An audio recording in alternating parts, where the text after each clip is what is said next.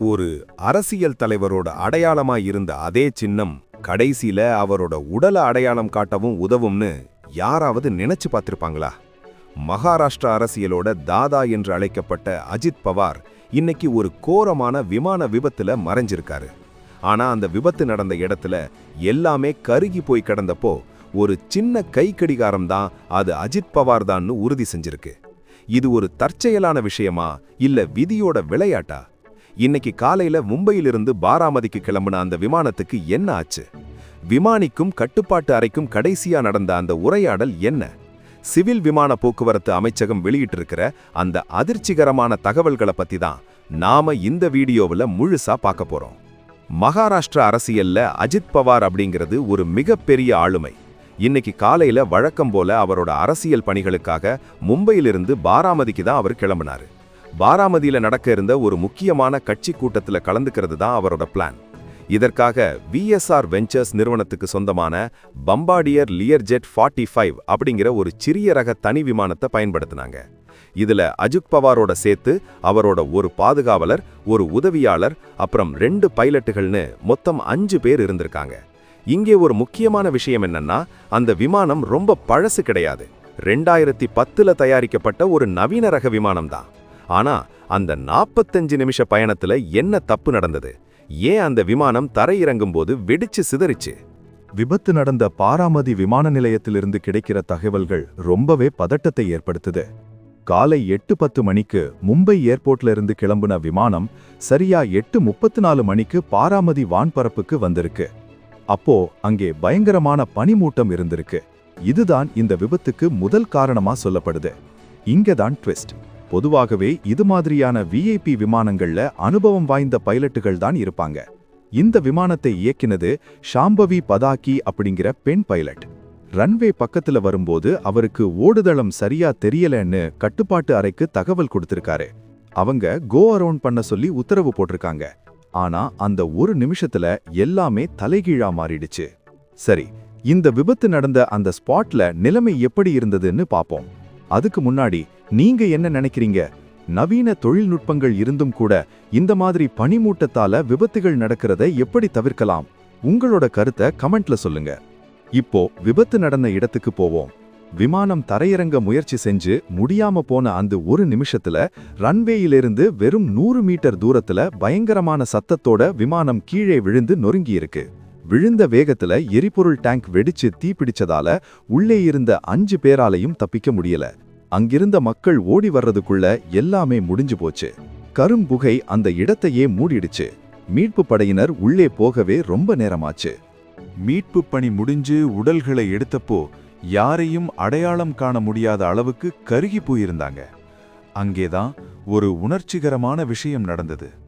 அஜித் பவாரோட உடலை அவரோட கை கடிகாரத்தை வச்சு தான் அடையாளம் கண்டுபிடிச்சாங்க.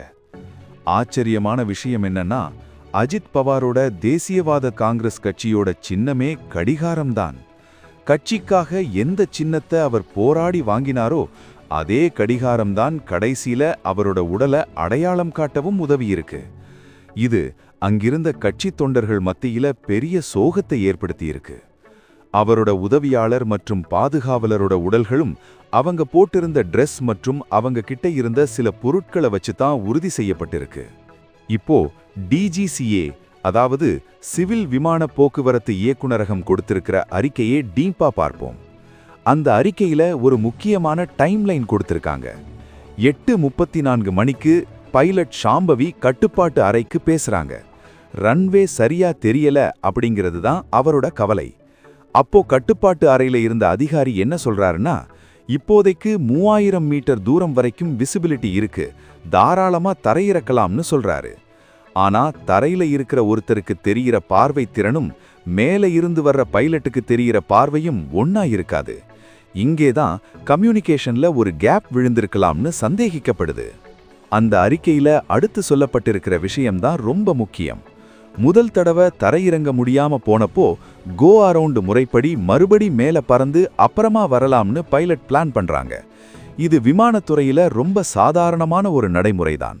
ஆனா 2வது முறை இப்போ ரன்வே தெளிவா தெரியுது, நான் தரையிறக்க போறேன்னு சொன்ன அதே நிமிஷம் விமானம் திடீர்னு சைலண்ட் மோடுக்கு போயிருக்கு. அதாவது அதுக்கப்புறம் பைலட் கிட்ட இருந்து எந்த பதிலும் இல்ல. 8:44 மணிக்கு ரன்வே பக்கத்துல ஒரு பெரிய தீப்பிழம்பு மட்டும்தான் தெரிஞ்சிருக்கு. இந்த லியர்ஜெட் 45 ரக விமானங்கள் பொதுவா பாதுகாப்பானதுன்னு சொல்லப்பட்டாலும் இது மாதிரி மோசமான வானிலையில அது எப்படி ரியாக்ட் பண்ணும் அப்படிங்கிற கேள்வி இப்போ எழுந்திருக்கு. இந்த செய்திய இன்னும் தெளிவா புரிஞ்சுக்க AAIB, அதாவது விமான விபத்து விசாரணை பணியகம் விசாரணைய ஆரம்பிச்சிருக்காங்க. அவங்க முதல்ல தேடுறது அந்த விமானத்தோட பிளாக் பாக்ஸ். இந்த பிளாக் பாக்ஸ் கிடைச்சாதான் கடைசி நிமிஷத்துல விமானத்துக்குள்ள என்ன நடந்தது, இன்ஜின்ல ஏதாவது கோளாறு ஏற்பட்டதா இல்ல பைலட் ஏதாவது தப்பான முடிவெடுத்தாரா அப்படிங்கிறது உறுதியாக தெரியும். இதற்கிடையில இந்த விபத்து நடந்த பாராமதி விமான நிலையம் பத்தியும் சில புகார்கள் இருக்கு.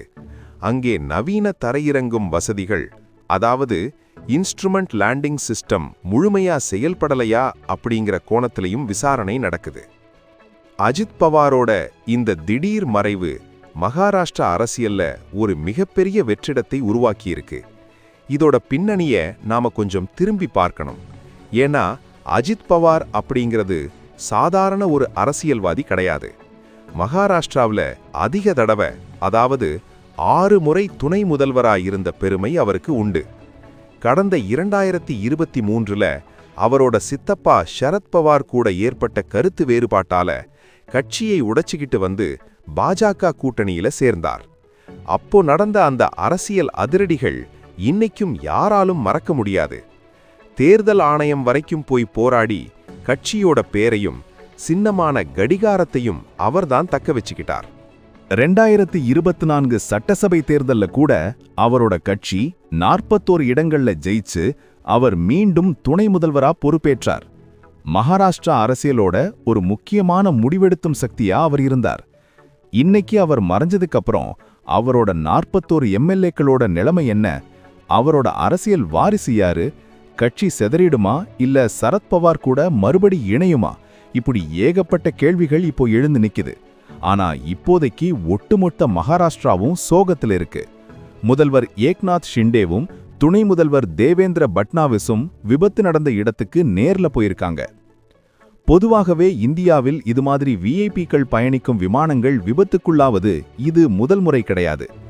ஆந்திர முன்னாள் முதல்வர் YS ராஜசேகர ரெட்டி, மாதவராவ் சிந்தியான்னு பல முக்கிய தலைவர்களை நாம வான் விபத்துகள்ல இழந்திருக்கோம். அஜித் பவாரோட இந்த விபத்து மீண்டும் ஒரு முறை விஐபிக்களோட பாதுகாப்பு நெறிமுறைகளை கேள்விக்குள்ளாக்கியிருக்கு. குறிப்பாக மோசமான வானிலை இருக்கும்போது சின்னரக விமானங்களை இயக்கிறது எவ்வளவு ஆபத்தானதுங்கிறதுக்கு இது ஒரு பெரிய உதாரணம். பனிமூட்டம் அதிகமா இருக்கும்போது விஷுவல் அப்ரோச் பண்றது எவ்வளவு ரிஸ்கான விஷயம் தெரியுமா? பைலட்டுக்கு தரை கண்ணுல தெரியற வரைக்கும் அவங்க ஒரு விதமான ஊகத்துல தான் விமானத்தை இறக்குவாங்க. அந்த ஊகம் 1 சென்டிமீட்டர் தப்பினாலும் இதுதான் கதி. ஒரு சின்ன தகவல், இந்த பம்பார்டியர் லியர்ஜெட் விமானங்களை பத்தி சொல்லணும்னா இவை ரொம்பவே வேகமா பறக்கக்கூடியவை. ஆனா லேண்டிங் அப்போ ரொம்பவே துல்லியமான கையாளுதல் தேவைப்படும். பாராமதி விமான நிலையத்துல பனிமூட்டம் 3000 மீட்டர் தான் இருந்ததுன்னு சொல்றாங்க. ஆனா நிஜத்துல அதுக்கும் கம்மியா இருந்திருக்கலாம்னு சில ஊடகங்கள் தெரிவிக்குது. ஏன்னா பைலட் ரன்வே தெரியலன்னு சொன்னதே ஒரு பெரிய வார்னிங் சைன் தான். அந்த நேரத்துல கோ அரவுண்ட் சொன்னது சரி. ஆனா 2வது முறை எப்படி ரன்வே தெரிஞ்சது, இல்ல தெரிஞ்ச மாதிரி ஒரு மாயை ஏற்பட்டதா? இதுக்கு ஸ்பேஷியல் டிசோரியன்டேஷன் அப்படின்னு ஒரு மருத்துவ காரணம் சொல்லுவாங்க. அதாவது பனிமூட்டத்துல இருக்கும்போது பைலட்டுக்கு எது மேல எது கீழேன்னே தெரியாம போயிடும். அஜித் பவாரோட மறைவுக்கு பின்னாடி சில முக்கியமான விஷயங்களை நாம கவனிக்கணும். முதலாவது, மகாராஷ்டிராவில் இருக்கிற அரசியல் ஸ்திரத்தன்மை. அஜித் பவார் பாஜக கூட்டணியோட ஒரு பலமான தூணாயிருந்தார். இப்போ அந்த தூண் சரிஞ்சிருக்கு. 2வது, NCP கட்சியோட எதிர்காலம். சரத் பவாருக்கும் அஜித் பவாருக்கும் இடையில இருந்த அந்த பனிப்போர் இப்போ ஒரு துரதிர்ஷ்டவசமான முடிவுக்கும் வந்திருக்கு. சில அரசியல் விமர்சகர்கள் என்ன சொல்றாங்கன்னா, அஜித் பவாரோட மறைவு அவரோட ஆதரவாளர்களை ரொம்பவே நிலைகுலைய வச்சிருக்கு. இப்போ அவங்க யாருடைய தலைமைக்கு போவாங்கங்கிறது தான் பெரிய கேள்வி அப்படின்னு சொல்றாங்க. ஆனா இதெல்லாம் தாண்டி ஒரு குடும்பமா அவங்க படுற துயரம் ரொம்ப பெருசு. இங்கே ஒரு பொதுவான பின்னணி தகவலை சொல்லணும். அஜித் பவார் அவரோட நிர்வாக திறமைக்காகவும் அதிகாலை 6 மணிக்கே வேலைகளை ஆரம்பிக்கிற அவரோட ஒழுக்கத்துக்காகவும் பெயர் பெற்றவர்.